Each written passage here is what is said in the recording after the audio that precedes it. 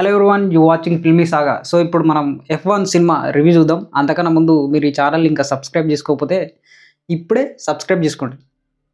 Start చేద్దాం. So ఈ cinema విషయానికి వస్తే ఈ సినిమా చాలా బాగుంది, మంచి వైబ్లు ఉంటుంది. ఇంకా చెప్పాలంటే నీట్గా ఉన్నది సినిమా. వాళ్ళ యాక్టింగ్ అయినా, ఆ సినిమాటోగ్రఫీ అయినా, ఆ మ్యూజిక్ అయినా చాలా నీట్గా ఉంది. ఎంత కావాలో అంత మంచిగా అనిపించింది చూస్తుంటే. అండ్ ఇంకొకటి, అరే మన తెలుగు సినిమాలు ఎందుకు ఇట్లున్నాయి, మన వాళ్ళు ప్రతిదానికి ఒకటి ఎక్స్ట్రానే చేస్తారు తప్ప ఇంత సరిపోనో అంత ఎందుకు వేయరు అని అనిపించింది.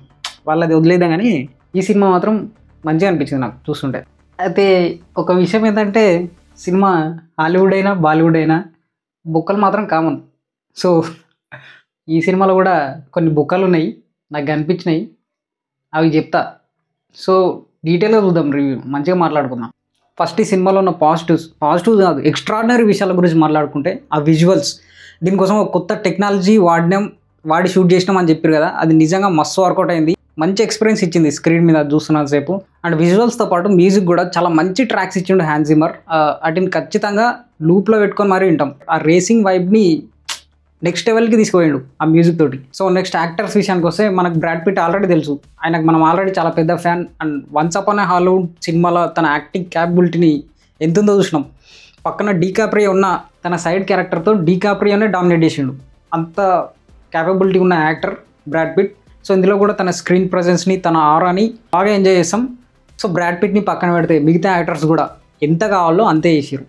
ఎక్స్ట్రా మన ఓవర్ యాక్షన్ లాగా, తక్కువ యాక్షన్ లాగా అట్లా కాకుండా ఆ క్యారెక్టర్ మంచిగా చేసారు బ్రో. యాక్టింగ్ మస్తు అనిపించింది నాకు అవన్నీ చూస్తుంటే. ఆ యాక్టింగ్, వాళ్ళ మ్యూజిక్ మంచిగా అనిపించింది. సో ఇట్లా ప్రతి డిపార్ట్మెంటు వాళ్ళ వర్క్లో పర్ఫెక్షన్ చూపిస్తే ఎంత బాగుంటుందో మనకు క్లియర్గా తెలుస్తుంది, క్లియర్గా కనిపిస్తుంది ఆ స్క్రీన్ మీద. సో ఇలాంటి సినిమాలు చాలా తక్కువ వస్తాయి. ప్రతి సినిమాలో ఏదో ఒక డిస్టర్బెన్స్ ఉంటుంది. ఇందులో అట్లా ఏం లేదు. ప్రతి డిపార్ట్మెంటు పర్ఫెక్ట్గా వర్క్ చేసింది, పర్ఫెక్షన్ బయటికి తీసుకొచ్చారు. సో వీలైనంత వరకు ఈ సినిమాని థియేటర్లోనే చూడండి. తర్వాత టీవీలో, ఫోన్లో చూస్తే అంత ఎక్స్పీరియన్స్ వస్తుందో రాదో మరి నాకైతే డౌటే.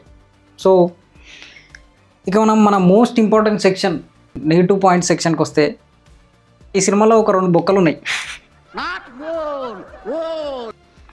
సో ఫస్ట్ నెగిటివ్ పాయింట్ ఏంటంటే, ఈ సినిమాలో ఉన్న స్టోరీ.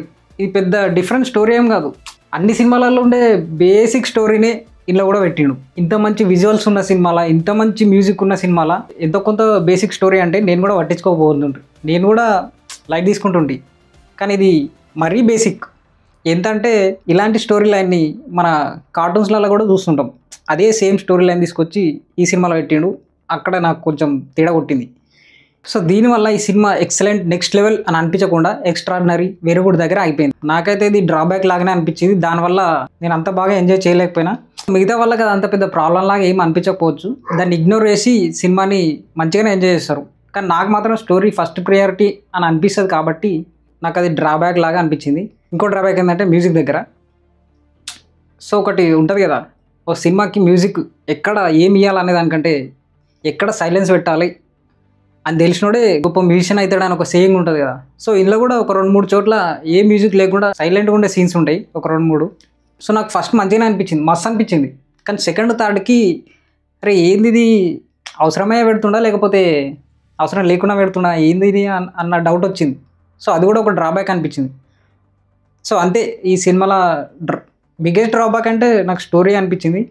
కానీ దాన్ని చాలామంది ఇగ్నోర్ చేయొచ్చు, అట్లా చేసారు కాబట్టి అంత పెద్ద హిట్ అయిందిలే. సో మొత్తానికి అయితే ఈ సినిమా మంచి వైబ్లు ఉంటుంది. దాన్ని ఖచ్చితంగా థియేటర్లో ఎక్స్పీరియన్స్ చేయండి వీలుంటే. అండ్ ఈ సినిమాకి మావాడైతే 4 ఇస్తా అంటాడు, కానీ నేను 3 అంటున్నా. మొత్తానికైతే ఈ సినిమాకి నా రేటింగ్ 3.5 out of 5. ఈ రివ్యూ నచ్చితే ఈ వీడియోని లైక్ చేయండి. And please do subscribe to our channel Filmy Saga. మంచి రివ్యూస్ పెడతాం. ఓకే.